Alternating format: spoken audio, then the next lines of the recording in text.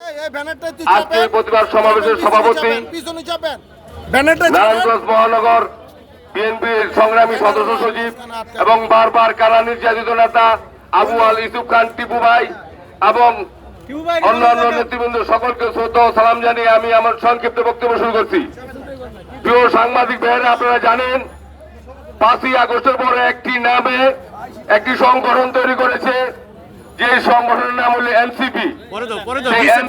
এনসিপির কিছু কুলাঙ্গার, সেই কুলাঙ্গারদের যে মুখের ভাষা এবং যে ধরনের ভাষা ব্যবহার করতেছে, আমাদের একটা ধৈর্য সীমা আছে।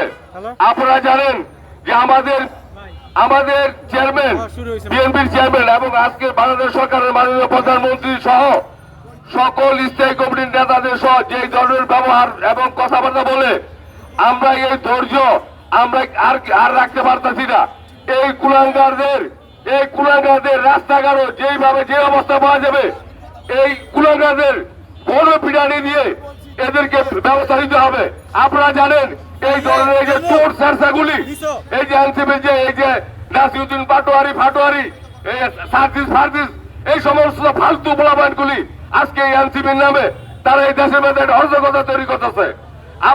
আপনারা সাক্ষী আছেন যে 5ই আগস্টের দিনে ওই যে কি একটা কালা পাঠা, সেই কালা পাঠা কিন্তু বঙ্গভবন থেকে এই চাল সহ চুরি করছে, বস্তা সহ চুরি করছে। তাদের বাপ, তাদের পিতামাতা, তাদের অস্তিত্ব, তাদের যে অস্তিত্ব নাই যে সমস্ত পোলাবানদের, এই সমস্ত পোলাবান আজকে এনসিপির নাম নিয়ে সারা দেশের মধ্যে একটা অরাজকতার সৃষ্টি করতেছে। তাই আমি এনসিপি কে সতর্ক করতে চাই, আজকে নারায়ণগঞ্জের প্রতিবাদ সভা থেকে সতর্ক করতে চাই, তোমাদের যেইখানে পাওয়া যাবে ওইখানে তোমাদের হাত পা ভেঙে পুরা করে দেবো।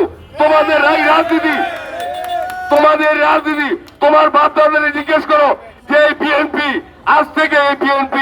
আজকে 40-42 বছর যাবৎ এই তিলে তিলে এই বিএনপি আজকে প্রতিষ্ঠিত বাংলাদেশের মধ্যে সর্ববৃহৎ দল এবং সর্বজনপ্রিয় দল হলো বাংলাদেশ জাতীয়তাবাদী দল। আজকে এই দলের বিরুদ্ধে তোমরা যে ধরনের কথাবার্তা বলো, তোমাদেরকে কোনো অবস্থায় আজকে থেকে আর ছাড় দেওয়া যাবে না। তাই বলে